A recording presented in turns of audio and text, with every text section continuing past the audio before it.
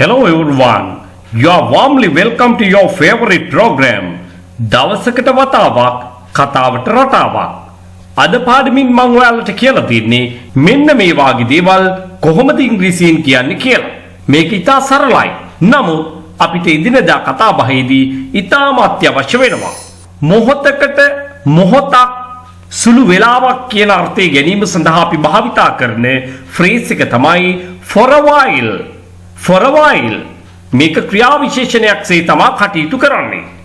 Stop for a while මොහොතක් නවතින්න. Stop for a while මොහොතක් නවතින්න.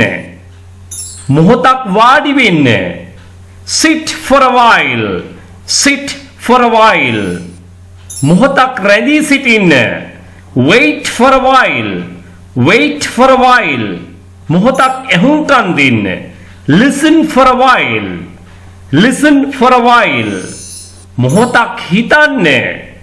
Think for a while. Think for a while මොහොතක් ඇතුළට එන්න. Come in for a while.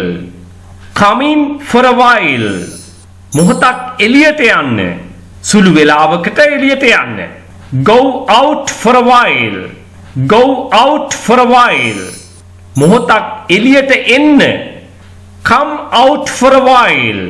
Come out for a while මොහොතක් විවේක ගන්න.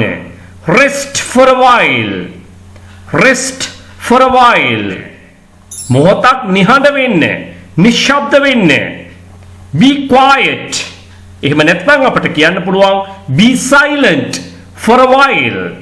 Be quiet for a while or else you can say be silent for a while මොහොතක් කතා කිරීම නවත්තන්න. Stop talking for a while. Stop talking for a while මොහොතක් සෙල්ලම් කිරීම නවත්තන්න.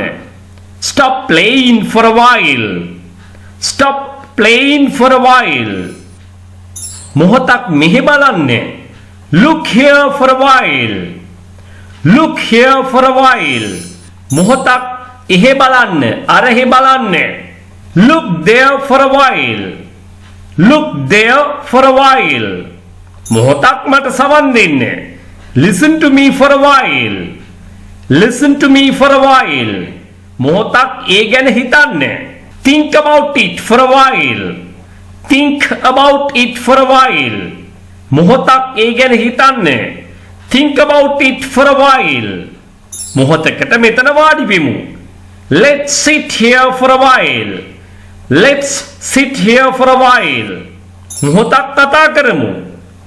Let's speak for a while.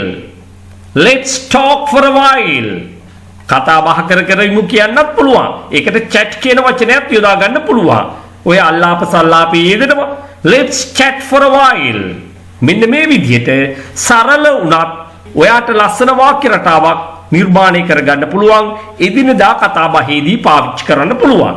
ඉතින් මෙන්න මේ වගේ දේවල් ඉගෙන ගන්න ඔයා දිගටම සමන් යාපා YouTube channel එකත් එක්ක රැඳී ඉන්න.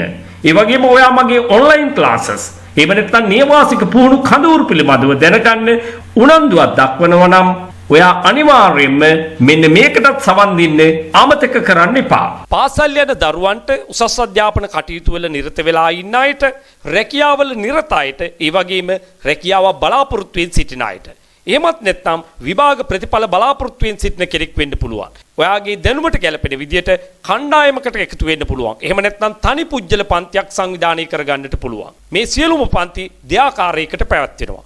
ඔන්ලයින් ක්ලාසස් ලෙසත් නේවාසික පුහුණු කඳවුරු ලෙසත්. විශේෂයෙන්ම පාසල් යන දුවලා පුතාලට නම් ඔවුන්ගේ නිවාඩු කාලවලදී මේ නේවාසික පුහුණු කඳවුරු සඳහා සහභාගී වෙන්න පුළුවන්. සාමාන්‍ය පෙළ විභාගයෙන් පසුව එහෙම නැත්නම් උසස් පෙළ විභාගයෙන් පසුව ප්‍රතිඵල බලාපොරොත්තු වෙන්න ඉන්න සිසුන්ට දින 45 නේවාසික කඳවුරු සඳහා අනිවාර්යයෙන්ම සහභාගී වෙන්න පුළුවන්. ඒ වගේම වැඩිහිටියෙක් වෙන්න පුළුවන්, රැකියාවක් බලාපොරොත්තු වෙමින් ඉන්න කෙනෙක් වෙන්න පුළුවන්. මෙකී නොකී ඕනෑම කෙනෙකුට ඉංග්‍රීසි භාෂාව ව්‍යාකරණානුකූලව ඉගෙන ගන්න ගම චතුර ලෙස ඉංග්‍රීසි කතා කිරීමට අවශ්‍ය නම් ඔවුන්ට නේවාසික කඳවුරු සඳහා සහභාගී වෙන්නට පුළුවන්. ඔබ මේ සම්බන්ධව උනන්දුවක් දක්වන්නේ නම් ඔබගේ අවශ්‍යතාවය පැහැදිලි කරමින් 071 01 11 22 62ට දැන්ම WhatsApp voice message එකක් යොමු කරන්න.